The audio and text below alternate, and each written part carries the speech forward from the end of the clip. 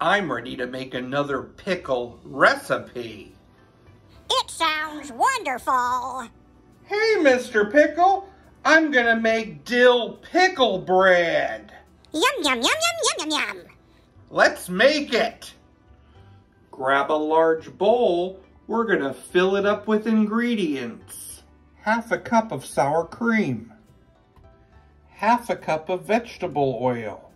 2 eggs. And a tablespoon of sugar. Let's mix this together. We want it thoroughly combined and smooth.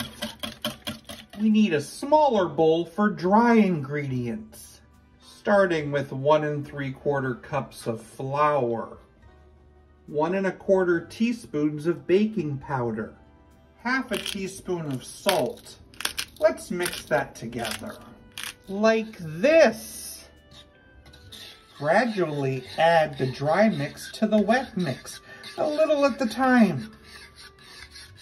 The recipe says not to overmix.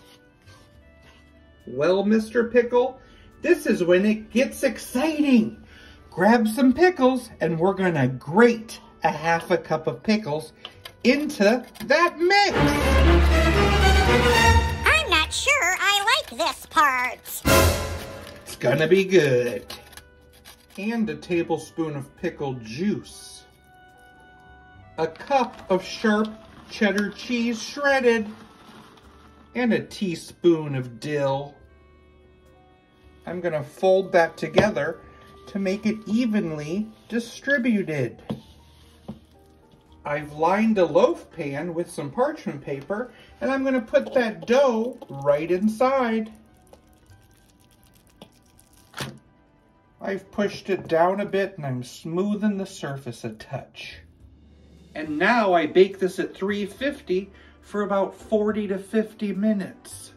Allow it to cool in the pan for 10 minutes and then move it to a cooling rack.